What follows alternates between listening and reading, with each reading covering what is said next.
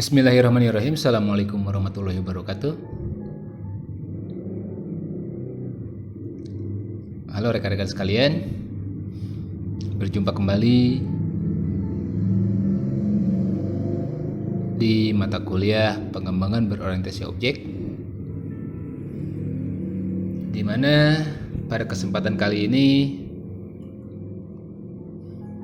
kita akan membahas mengenai requirement gathering technique. Sebelumnya kita berdoa dulu agar diberikan kemudahan, kelancaran, serta hidayah dalam menerima ilmu yang akan kita simak. Dan juga kita meminta agar ilmu yang diberikan atau ilmu yang disampaikan menjadi ilmu yang bermanfaat. Allahumma inni as'aluka ilman nafi'an wa na'udzubika min ilmi la yanfa'.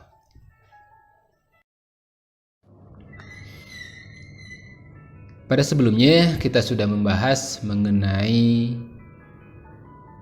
project initiation and project management, di mana pada materi tersebut kita sudah menyampaikan alasan-alasan yang menyebabkan sebuah proyek atau pengembangan sistem, ya, di sini proyeknya pengembangan sistem ataupun pembangunan sistem bisa dimulai, di mana biasanya untuk mengidentifikasi proyek atau sistem proyek berdasarkan kepada sistem request, yang dimana sistem request mempunyai 5 elemen, yaitu project sponsor, business need, business requirement, business value, dan special issue atau constraint. Pada bahasan project initiation juga kita mengecek feasibility analysis, ya, sehingga menentukan seberapa besar ukuran dari proyek tersebut. Pada minggu sebelumnya juga kita sudah membahas mengenai requirement determination, di mana dalam requirement determination merupakan tahapan awal yang sudah memasuki ketika sebuah proyek pengembangan sistem itu sudah dilaksanakan, di mana pada requirement determination kita membahas mengenai fungsional dan non-fungsional requirement atau fungsional sistem dan non-fungsional sistem, di mana pada fungsional requirement atau fungsional sistem itu menjelaskan mendefinisikan fungsi-fungsi yang harus dimiliki oleh sistem. Ya. Pada non-fungsional sistem berhubungan dengan properti-properti yang berhubungan dengan sistem, semisal performance, usability, ya, operasional, security, dan hal-hal yang berkaitan dengan aturan-aturan. Pada requirement determination juga kita sudah membahas beberapa metodologi yang berfokus pada peningkatan requirement system, dari mulai RAD, Agile, Object Oriented Methodology, Phase Development, Prototype, Third Away Prototype, dan XP. Oke, kita masuk ke pembahasan utama kita pada kesempatan kali ini mengenai requirement gathering technique. Pada prinsipnya, aktivitas ini meskipun dilakukan oleh semua tim pengembangan sistem, tetapi tugas utama adalah dari seorang analis sistem. Analis sistem merupakan pekerjaan yang bisa dikatakan seperti seorang detektif. Anda tahu seorang detektif menghadapi masalah, ya, lalu memecahkannya. Tidak jauh juga seorang analis sistem itu merupakan seorang detektif yang memecahkan permasalahan dan membuat solusi permasalahannya. Dalam analis berarti harus dapat mencari permasalahan yang melingkupi suatu aktivitas bisnis. Pemecahan permasalahan tidak selalu terlihat dengan jelas karena terkadang apa yang nampak di permukaan atau apa yang disampaikan oleh klien itu terkadang hanya sebagian kecil dari permasalahan yang ada. Bisa jadi permasalahannya bukan karena dibutuhkan sistem, tetapi karena ada permasalahan di proses bisnisnya. Sehingga diperlukan mungkin ditambah dengan sistem untuk memperbaiki bisnis proses tersebut. Ya, termasuk juga seorang sistem analis itu mencari pemecahan permasalahan atau mencari solusi dengan bermacam-macam teknik dan memastikan bahwa bisnis proses yang berjalan saat ini dan kebutuhan akan sistem yang baru dipahami dengan baik sebelum dilakukan perancangan atau desain yang baru. Maka seorang analis ini adalah pekerjaan yang cukup ya, atau yang akan terus mempelajari hal-hal yang baru, apalagi kalau misalkan hal tersebut di luar dari apa yang bisa atau apa yang dia ketahui. Contoh misalkan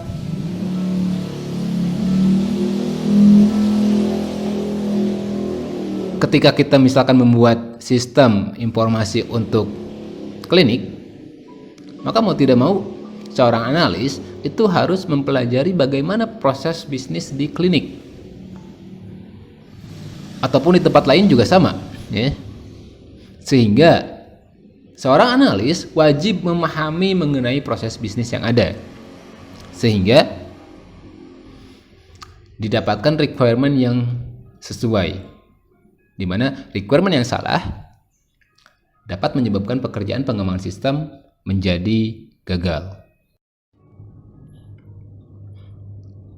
Requirement gathering sendiri merupakan sesuatu yang memberikan dukungan politis dan membuka komunikasi serta membangun kepercayaan dan pelaporan antara proyek dan pengguna yang pada akhirnya akan menggunakan atau tidak menggunakan hasil dari proyek tersebut. Ya. Jadi requirement gathering ini adalah fase setelah proposal. Fase setelah proposal yang dilanjutkan dengan gathering, pertemuan, dan membahas apa yang menjadi kebutuhan sehingga nantinya apakah proyeknya akan dilanjutkan atau tidak. Seluruh stakeholder atau orang yang berkepentingan harus dilibatkan sehingga akan menyebabkan requirement dapat dikumpulkan dengan lebih seksama. Biasanya orang-orang yang dilibatkan dalam requirement gathering meliputi dari mulai karyawan, manajer, staff, customer, supplier, dan sebagainya.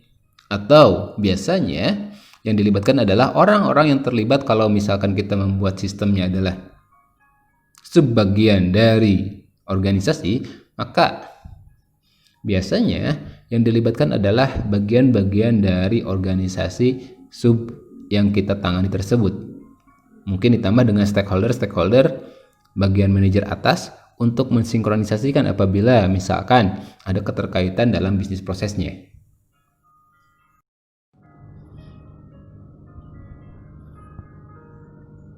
Mungkin pertanyaannya, caranya bagaimana kita melakukan requirement gathering teknik? Ya, dari beberapa cara kita perkenalkan 5 cara, ya. Yaitu ada interview, joint application development atau JAD, kuesioner, dokumen analis, dan observation. Biasanya 5 cara ini adalah cara-cara yang dikumpulkan atau yang dilakukan dalam proses pengembangan sistem, khususnya dalam fase requirement gathering atau pemenuhan requirement atau fase analisis. Fase awal yang dilakukan untuk mencari kebutuhan sistem dan merancang proses bisnis dari sistem secara awal.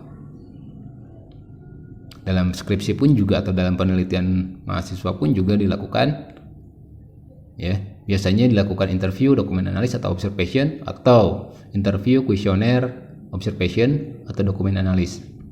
Sedangkan joint application development biasanya dilakukan untuk project-project atau sebuah pengembangan sistem yang ada di dunia nyata, dalam artian bukan hanya untuk penelitian, ya, dengan melibatkan orang-orang yang ada pada organisasi, dilengkapi atau dengan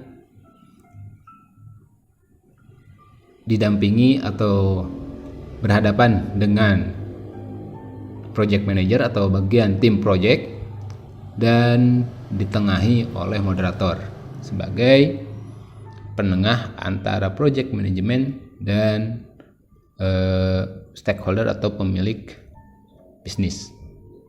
Oke, kita bahas satu persatu.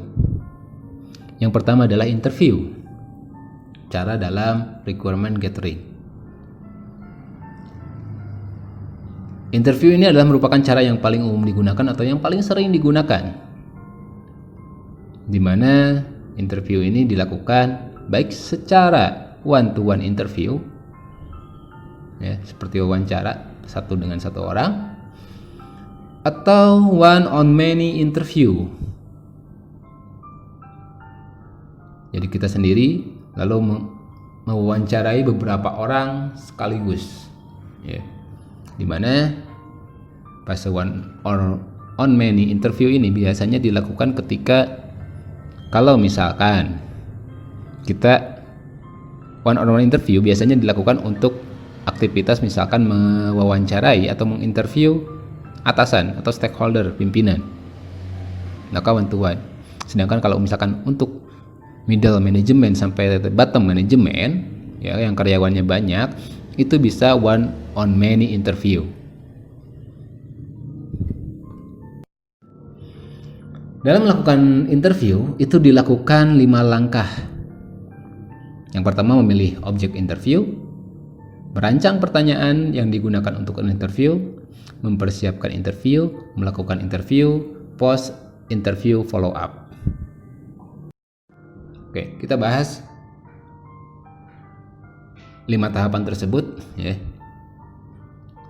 Dalam interview, yang pertama memilih objek interview.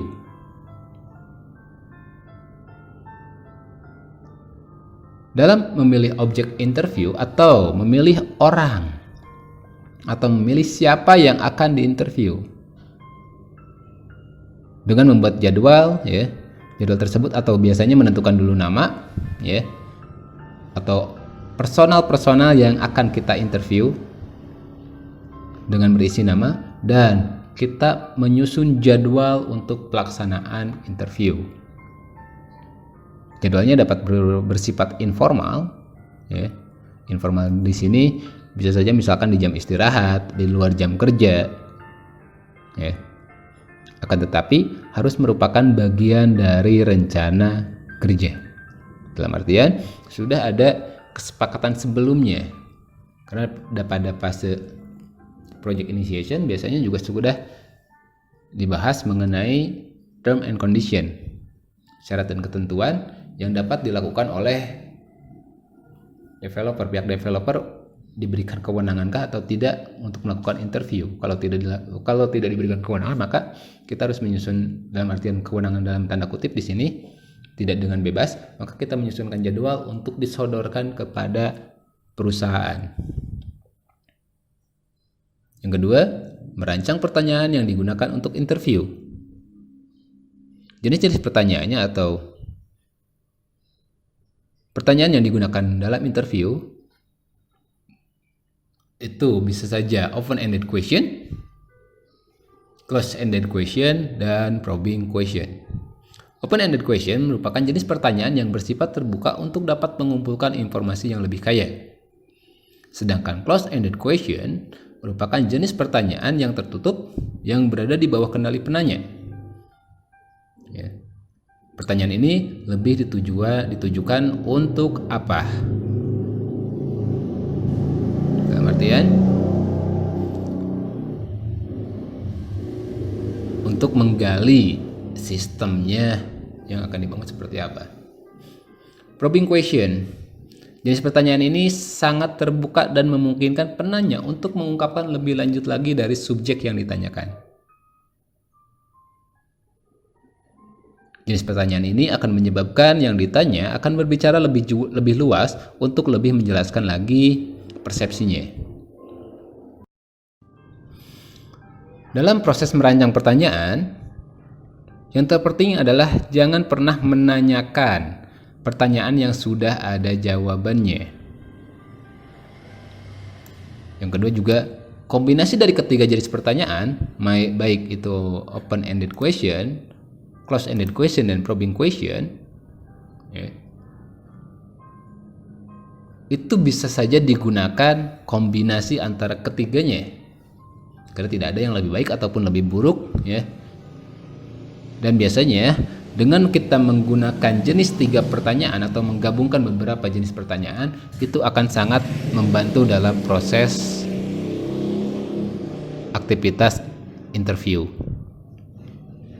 Pada saat proyek berjalan, semakin lama analisis akan memahami proses bisnis yang dilakukan, ya, sehingga ia akan memerlukan informasi yang lebih rinci dan spesifik.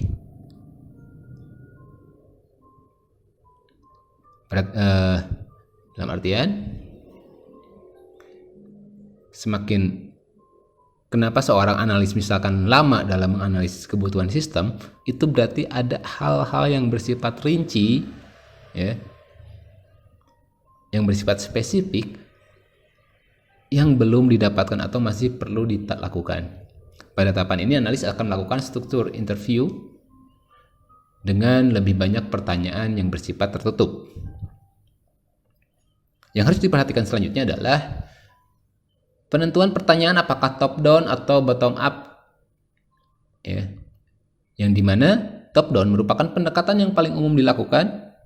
Top down memungkinkan penanya memahami terlebih dahulu topik yang ditanyakan. Jika analis sudah memiliki pemahaman yang lebih, ia mungkin akan melakukan yang disebut dengan bottom up approach. Dalam contoh gambar, ya, top down and bottom question strategies, itu misalkan kita baca dari atas ke bawah. Contohnya, pertanyaan pertama, bagaimana cara pemrosesan pesanan ditingkatkan? Lalu bagaimana kita mengurangi berapa kali pelanggan mengembalikan barang yang mereka pesan? Dan terakhir, bagaimana kita dapat mengurangi jumlah kesalahan dalam pemrosesan pemesanan? Atau misalkan ada pengiriman produk yang salah. Atau kita bisa saja dibalik, misalkan dari mulai mengurangi jumlah sampai ke atas, ya, bagaimana meningkatkan pesanan.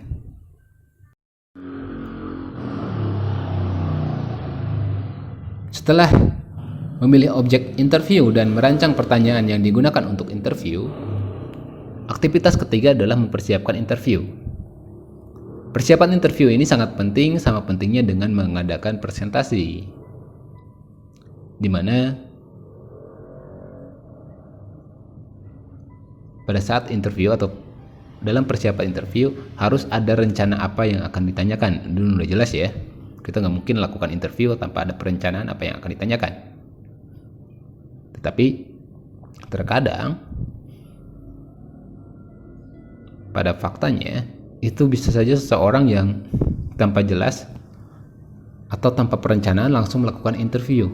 Meskipun itu tidak salah, tetapi dalam aktivitas pengembangan sistem atau pembangunan sistem itu merupakan hal yang tidak percuma, tetapi akan menambah pekerjaan. Karena bisa saja pas ketika dengan sifat interview yang bersifat mendadak, itu ada pertanyaan-pertanyaan yang terlewat yang baru terpikirkan ketika sudah dilaksanakan interview, sehingga harus dilakukan interview kembali. Yang berikutnya juga, pertanyaan yang diberikan itu harus dapat dijawab oleh orang yang diinterview. Pertanyaan yang bersifat close-ended question ini memerlukan waktu untuk persiapannya. Yang paling berbahaya adalah unstructured interview atau yang sebelumnya sudah saya jelaskan, karena hasil yang diperoleh memerlukan follow up atau effort yang lebih tinggi. Aktivitas keempat yaitu melakukan interview. Dalam melakukan interview, kita harus memastikan bahwa interview berjalan dengan baik, di mana yang diwawancarai atau diinterview akan secara terbuka mau menjawab pertanyaan dengan baik dan benar.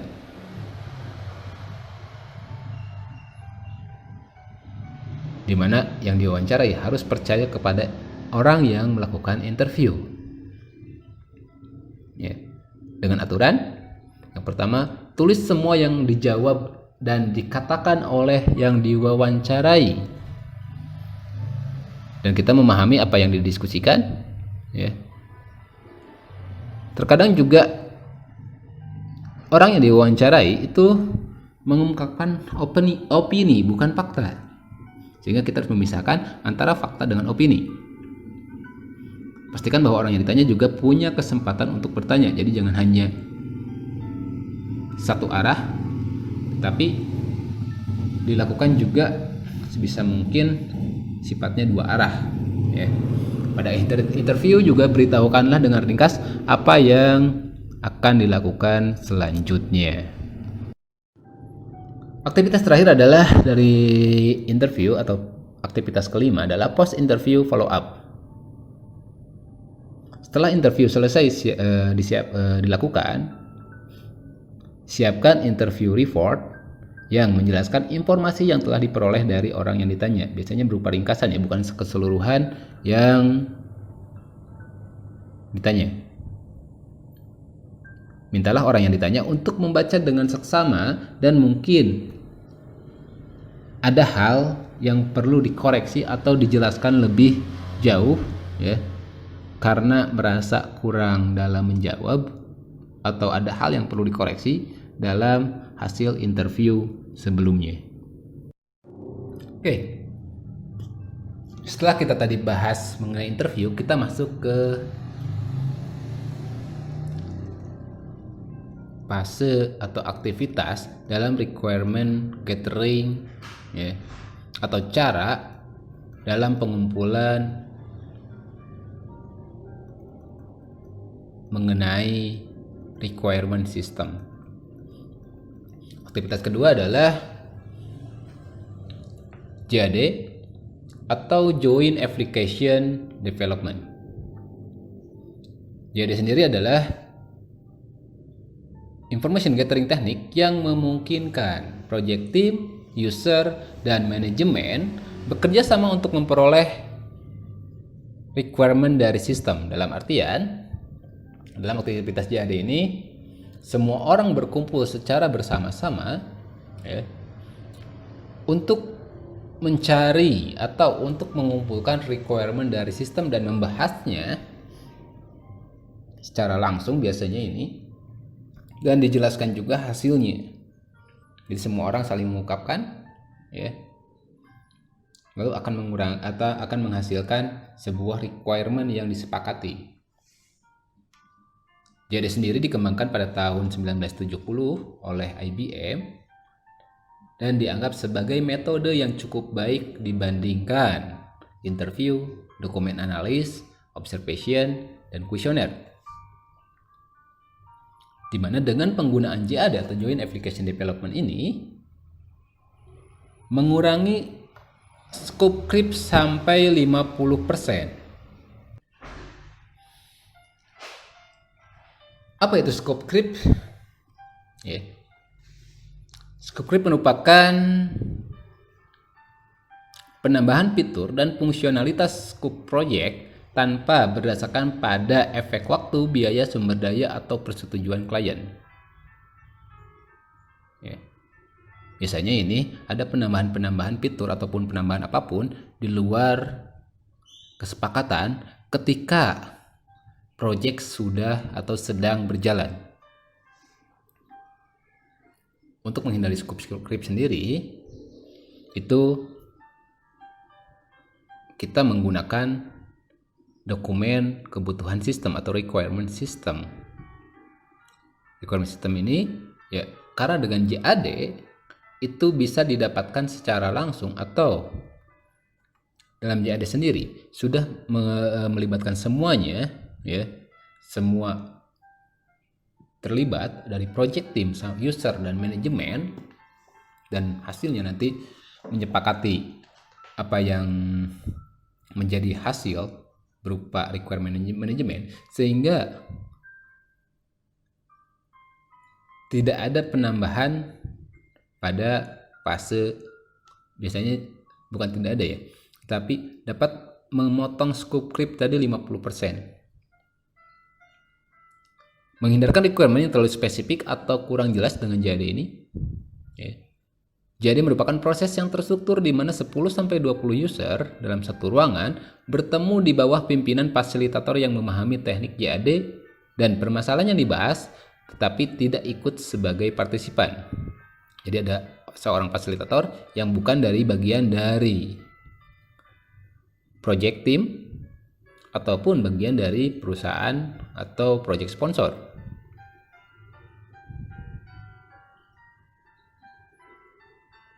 Jadi biasanya melakukan pertemuan ya dengan batas waktu yang ditentukan sampai kapan? Sampai requirement yang dibutuhkan itu sudah ketemu. Bisa saja misalkan perencanaannya 8, ternyata pas di 6 pertemuan sudah ketemu, selesai. Ya. Pada JAD sendiri itu banyak menggunakan macam-macam perangkat cash tool, ya, untuk memodelkan ya, baik bisnis proses yang sedang berjalan atau bisnis proses yang akan diajukan. Kalau dalam UML kita bisa saja yang paling gampang untuk dipahami oleh user itu antara use case dan activity diagram. Tempat yang dilaksanakan dalam JAD ini haruslah tempat jauh dari tempat kerja partisipan, atau bukannya hanya jauh tetapi dipisahkan dari tempat bekerja yang biasanya dilakukan. Dan sebisa mungkin ya, atau perhatikanlah agar komunikasi dapat berjalan dengan efektif. Efektif di sini bukan berarti harus rame ya, lucu atau dan sebagainya, tetapi apa yang dibahas itu to the point tanpa perlu ada embel-embel yang lain. Dalam JAD sendiri sama seperti interview, terdapat 5 urutan pelaksanaannya. Urutan pelaksanaannya yang pertama adalah memilih partisipan. Partisipan yang terlibat atau partisipan yang dipilih yang terlibat dalam JAD itu dipilih berdasarkan informasi yang dapat diberikan. Dan biasanya orang-orang yang dipilih itu terdiri dari macam-macam tingkatan organisasional dengan tujuan untuk membangun political support untuk sistem yang akan dibuat, sehingga antara top level manajemen, middle manajemen, bottom manajemen semuanya saling sinkron. Yang berikutnya merancang sesi, di mana biasanya sesi JAD akan berlangsung selama 4 hari dalam 1 minggu atau 8 hari dalam 2 minggu dan seterusnya. Karena peserta biasanya pada akhir sesi harus melakukan analisis dan koleksi data sesuai dengan masing-masing pekerjaannya.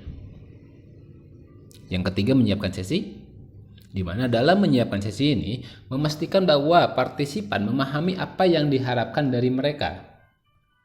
Jadi mereka harus sudah tahu dalam pelaksanaan JAD ini mereka harus ngapain, ya, atau minimum mereka menyiapkan apa yang dibutuhkan. Tahapan yang keempat atau pelaksanaan yang keempat adalah melaksanakan JAD, di mana dalam pelaksanaan JAD tugas seorang fasilitator harus memegang peranan utamanya dalam mengarahkan diskusi peserta JAD. Fasilitator sendiri harus memenuhi atau memastikan agenda dipenuhi, menjelaskan kalau perlu, ya, dengan cara memahami istilah teknis dan metodologi yang digunakan. Biasanya kalau istilah teknis dan metodologi ini keluar dari project team, dan seorang fasilitator harus dapat menjelaskan ke audiens yang mungkin bisa saja orang yang bersifat non-IT atau dia pemahaman IT-nya sangat kurang. Lalu merekam apa yang menjadi hasil JAD dan mendistribusikannya kepada yang lainnya. Tahap pelaksanaan terakhir adalah dalam proses JAD, post JAD follow up. Setelah JAD selesai dilaksanakan, haruslah ada dokumentasi yang diterbitkan dan ditindaklanjuti. Tindak lanjut ini baik oleh project team ataupun oleh project sponsor ataupun orang yang membiayai project, ya.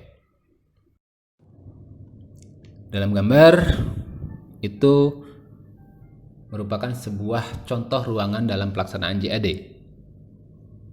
Biasanya dalam pelaksanaan JAD, antara project team dengan project sponsor atau yang mempunyai project atau yang perusahaan yang menyewa project team yang akan dikembangkan sistemnya itu saling berhadapan. Dan posisi moderator itu berada di tengah-tengah di antara keduanya.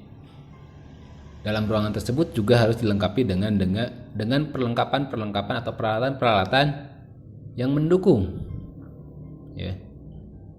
Di antaranya proyektor, screen proyektor, printer, lalu laptop kalau misalkan perlu disediakan, whiteboard apabila misalkan ada hal yang perlu dijelaskan lebih detail dengan tulisan.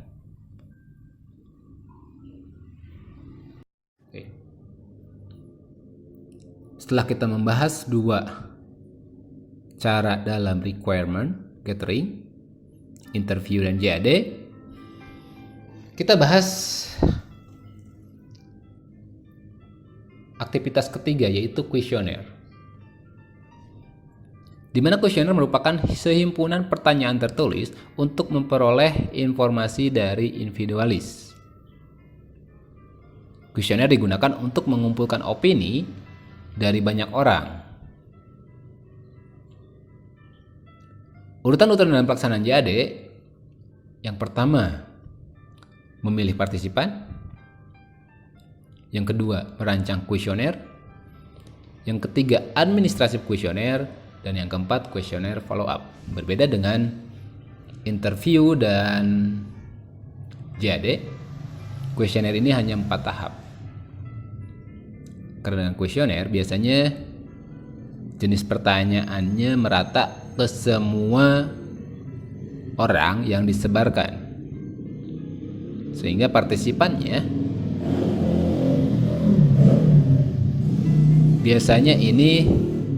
biasanya untuk partisipannya ini bersifat general. Kalau misalkan jenis pertanyaannya untuk level bottom management, maka semuanya bottom management akan ditanyakan dan jenis pertanyaannya bakal menyesuaikan.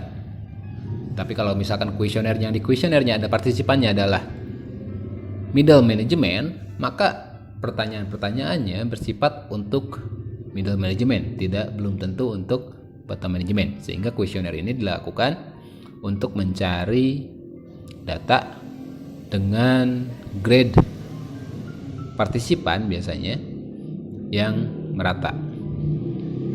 Dalam perancangan kuesioner juga kita harus menentukan pertanyaan yang disesuaikan dengan skalanya. Mungkin Anda sudah belajar di mata kuliah statistik, ya. Dan ini ada kenapa mungkin bisa menjawab sebuah pertanyaan yang Anda sampai sekarang tanyakan. Kenapa kita belajar statistik? Karena dalam aktivitas perancangan sistem itu ada yang namanya kuesioner juga, dan skala juga digunakan dalam statistik, sehingga dalam kuesioner ilmu mengenai skala Anda sudah dapatkan. Lalu administrasi kuesioner yaitu dari mulai menyebarkan sampai mengumpulkan kembali kuesioner, dan terakhir kuesioner follow up yaitu melakukan atau merumuskan hasil dari kuesioner dan melakukan tindak lanjutnya seperti apa. Cara yang keempat yaitu dokumen analis.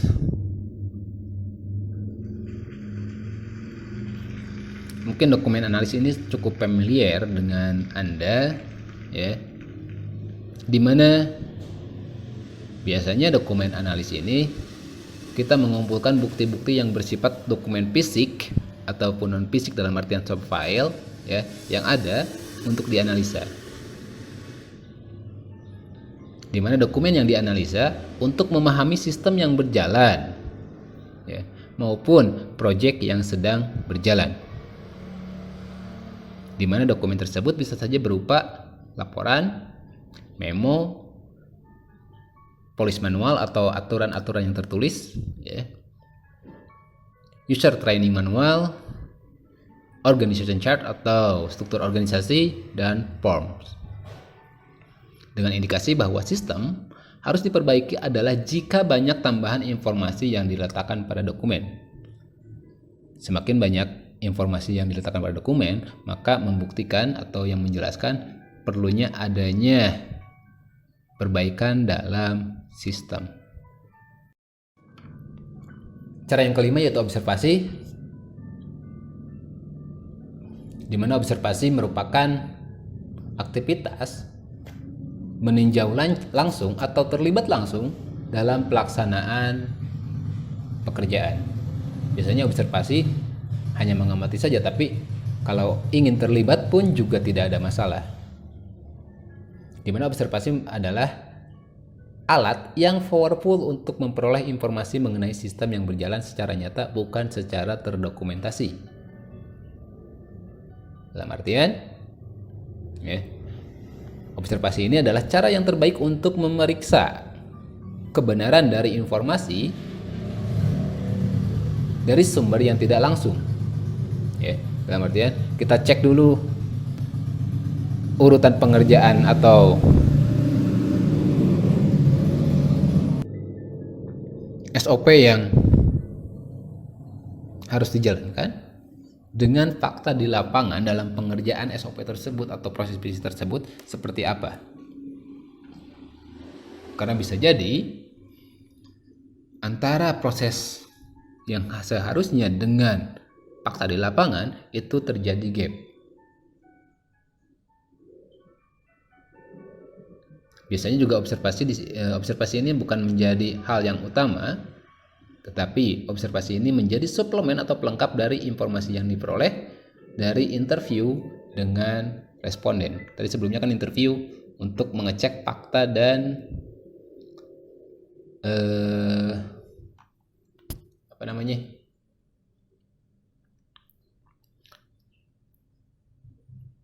fakta dengan asumsi, ya. Kita mengecek dengan observasi seperti apa antara gapnya, apakah atau untuk memvalidasi apakah yang dibicarakan itu hanya asumsi atau memang benar-benar berupa fakta. Dalam pemilihan teknik atau cara yang dari kelima yang disebutkan, ya, untuk requirement gathering ditentukan mana yang akan dipilih atau digunakan secara bersama-sama dengan yang lainnya. Jadi requirement gathering ini tidak bisa melakukan hanya satu teknik dari kelima yang sudah dijelaskan. Dari mulai interview, joint application development, kuesioner, dokumen analis, dan observasi. Maka diperlukan kriteria penilaian. Yang pertama, type of information atau jenis informasi yang diperlukan. Yang kedua, depth of information atau kedalaman informasi yang diberikan. Yang ketiga, breadth of information atau rank atau sebaran informasi yang dapat dikumpulkan. Lalu ada integration of information, bagaimana menggabungkan informasi yang diperlukan. Lalu ada user involvement, yaitu keterlibatan user, dan yang terakhir pastinya biaya yang diperlukan. Dalam tabel yang disampaikan atau yang ditampilkan merupakan ringkasan dari pemilihan teknik pengumpulan serta penilaiannya. Misalkan contoh interview dengan type of information, ya, hampir semuanya as is, informal, ya. Sedangkan dokumen analis dan observation itu as is, hanya as is saja.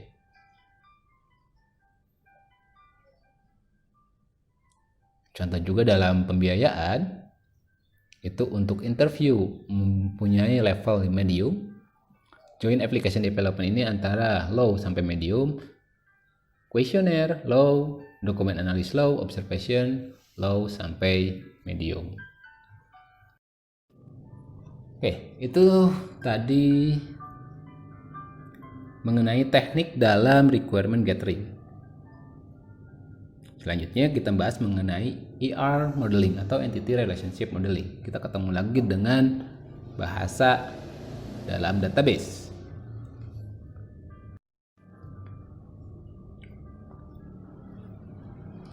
Pada saat ini atau slide selanjutnya akan dibahas bagaimana cara menggunakan macam-macam notasi yang berhubungan dengan analisa dan perancangan sistem dengan menggunakan metodologi object oriented dengan pemodelan menggunakan UML, ya.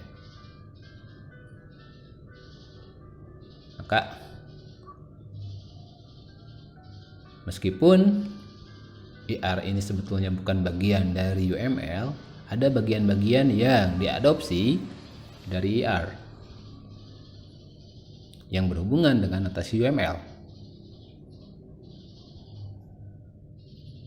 Karena dalam ER diagram, ya, itu pasti berhubungan dengan database, dan database di UML itu erat kaitannya dalam atau dengan kelas diagram di UML.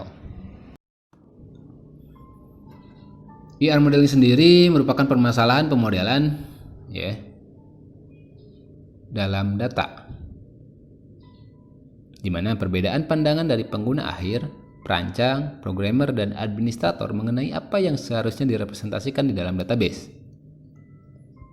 Dan pada umumnya, ER modeling ini adalah diagram yang paling dipahami atau sudah familiar, ya, untuk baik itu perancang, programmer, dan administrator yang tadi. Pendekatan ini adalah pendekatan semantik terhadap data. Maka ER modeling ini adalah pendekatan yang paling cocok atau yang akan kita gunakan dalam kelas diagram. Di dalam ER modeling, kita akan menggunakan pendekatan yang mewakili pandangan para pengguna tersebut atau data apa yang saling muncul. Di mana ER modeling adalah pendekatan yang bersifat top down, di mana perancangan dimulai dengan melakukan identifikasi data penting yang disebut entity. Lalu dengan relationship, ya. Untuk selanjutnya, menambah rincian yang nantinya akan menyimpan informasi mengenai entity yang disebut atribut dan constraint atau batasan pada entity, relationship, dan atribut-atribut. Dalam pembahasan ini sebetulnya tidak akan saya bahas secara detail karena kita sudah bahas, ya, di dalam mata kuliah bisnis data. Kita akan menggunakan notasi UML yang saat ini banyak digunakan dalam aplikasi-aplikasi perancangan sistem berorientasi objek, khususnya dalam Object Oriented Analysis dan Object Oriented Design. Meskipun kita menggunakan notasi UML, kita tetap akan menggunakan istilah database yang sudah kita kenal sebelumnya. Dari mulai relation atau relasi, lalu ada kardinalitas. Dengan tujuan, penggunaan notasi ini adalah untuk menggunakan notasi yang memiliki sintaksis dan semantik yang lebih kaya dibandingkan notasi pada sebelumnya, yaitu kita menggunakan crow, notasi crow atau cokir ayam yang pernah kita bahas, ya, dan chain yang sebelumnya yang menggunakan seperti biasa kita perancang ERD. serta telah didukung oleh perangkat gambar yang bersifat open source ya kalau UML, seperti dia diagram, Argo UML, dan Star UML. Entity type atau entitas type adalah sehimpunan objek yang sama memiliki properti atau ciri-ciri yang dapat diidentifikasikan atau yang dapat dibedakan, ya. Dan terdapat contoh kejadiannya, dalam artian setiap entitas objek pasti ada entitas kejadian. Objek-objek tersebut tentunya harus memiliki kepentingan bagi pengolahan data sehingga perlu diidentifikasikan dengan jelas. Contoh di gambar itu ada kejadian atau benda, misalkan yang nyatanya adalah mahasiswa. Lalu ada dosen, maka kejadiannya adalah jadwal kuliah atau jadwal perwalian. Itu contohnya. Jadi ada entitas yang bersifat fakta, ya, dalam artian nyata, dan ada yang bersifat kejadian. Seperti halnya sebelumnya kita sudah bahas di database, ada entitas asli dan ada entitas yang dihasilkan dari relasi. Entity relationship modeling di sini sebetulnya sudah kita bahas dalam basis data, dari mulai entitas relationship, lalu recursive relationship, sehingga saya tidak akan jelaskan satu persatu, ya. Nanti Anda bisa baca dari dokumen slide-nya yang akan dibagikan di classroom. Di sini juga dijelaskan ada atribut, simple and composite, single value dan multi value atribut, serta derived atribut. Lalu ada juga key, notasi atribut, strong and weak entity, strong entity dan weak entity seperti apa, ya, atribut dan relationship, atau atribut yang muncul pada relationship. Cuman ada perbedaan di sini dalam structural constraint. Biasanya ada 3 jenis struktural constraint yang harus diperhatikan, ya. Kita sudah mengenal atau kardinalitas dalam IR diagram. Itu kardinalitasnya ada one to one, one to many, many to many, atau satu ke satu, satu ke banyak, dan banyak ke banyak. Dalam UML atau dalam kelas diagram, untuk menggambarkan constraint tersebut, maka digunakan notasi di mana one to one itu ditulis 1.1, one to many 1.1 banyak, many to many bintang atau banyak, ya, titik-titik banyak atau bintang, dengan opsionalnya. Maksudnya dengan opsional, apabila ada sebuah field atau atribut yang dapat berisi 0 atau batasan-batasan nilai minimum dan nilai maksimum, kita bisa saja menggunakan 0 sampai 1, 0.1, 0.1 banyak. Dan apabila misalkan ada yang bersifat batasannya ditentukan, misalkan nomor telepon, maksimum yang dicantumkan adalah 3. Ya, ada 3 nomor telepon misalkan. Maka 0 sampai 3 misalkan, di mana seseorang atau data yang dimasukkan, nomor handphonenya itu bisa saja tidak ada atau tidak punya. Dan maksimum adalah 3 nomor telepon yang dimasukkan. Dan berikut adalah referensi yang digunakan pada materi ini. Sebetulnya ini referensi sebelumnya, tetapi saya sudah share di classroom, ya, mengenai buku-buku yang lebih terbaru yang berkaitan dengan materi apa yang sudah kita bahas pada kesempatan kali ini. Oke, adapun tugas, ya, dan akan dipresentasikan pada minggu depan oleh Anda diminta membuat kelompok dengan jumlah maksimum 5 orang. Ya. Kita akan menggunakan studi kasus yang sesuai dengan praktikum, yaitu mengenai classroom. Anggaplah bahwa kelima orang Anda tersebut adalah orang yang atau sebuah perusahaan startup di bidang teknologi yang ingin membuat sistem atau yang diminta oleh user untuk membangun sistem seperti classroom. Ya. Instruksinya Buat proposal ke klien untuk pembuatan sistem yang berisi. Proposalnya bisa saja berupa bab 1, bab 2, bab 3. Ya. Fungsi dari sistem beserta jenis dan teknologinya, fungsinya seperti apa, teknologinya yang digunakan seperti apa, pengguna sistemnya siapa, kelebihan dari sistem yang ditawarkan itu seperti apa, lalu ada spesifikasi fungsional dan non-fungsional sistemnya seperti apa. Kita contohnya sudah pernah ada, dan jenis pengumpulan datanya sudah dijelaskan sebelumnya, jadi tinggal dipilih. Lalu gambarkan use case dari sistem classroom yang akan dibangun lengkap dengan skenario use case-nya dengan menggunakan metodologi object oriented, apakah UE, RUP, UP, USDP, Scrum atau lain sebagainya. Dibuat dalam bentuk laporan, laporannya dibuat seperti skripsi atau misalkan proposal penelitian yang terdiri dari cover, kata pengantar, ya, daftar isi, daftar tabel, daftar gambar, bab 1, bab 2, dan bab 3, lalu bab 4 kesimpulan. Ya, bab 1 misalkan latar belakang, bab 2 studi literatur, bab 3 metode, bab 4 hasil, ya. Hasil berupa, atau bab 4 hasil bisa disatukan dengan metode. Dan bab 4 itu kesimpulan lengkap dengan referensinya, daftar pustakanya. Lalu buatlah PowerPoint-nya, ya. Dan dilakukan presentasi. Presentasinya nanti teknisnya akan kita sepakati di classroom, apakah kita online presentation, ya, atau kita akan menggunakan seperti video pembelajaran yang saya buat seperti ini. Anda membuat video pembelajaran, lalu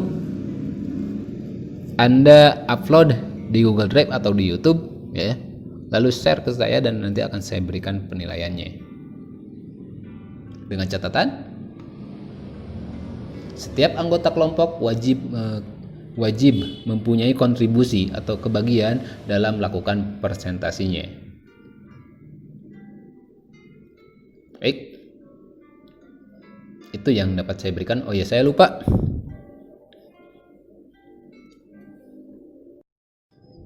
Untuk format absen dan verifikasi absen, ya, silakan absensi dengan nama dan NPM saja. Nama dalam kurung NPM. Dan apabila ada pertanyaan, silakan di komentar, ya, ataupun menghubungi saya melalui WhatsApp atau melalui email, silakan, atau buka pertanyaan di Classroom melalui forum. Demikian materi mengenai requirement gathering ini pada kesempatan kali ini. Berarti yang berikutnya adalah saya akan mendengarkan atau akan menyimak hasil presentasi dari kelompok Anda. Semoga ilmu yang disampaikan dapat menjadi manfaat, ya, dan mudah dimengerti oleh Anda semuanya. Kita tutup aktivitas pembelajaran pada kesempatan kali ini dengan bacaan Subhanaka Allahumma wa bihamdika asyhadu an la ilaha illa anta astaghfiruka wa atubu ilaik. Aqulu qouli hadza wa astaghfirullaha li wa lakum. Wassalamualaikum warahmatullahi wabarakatuh.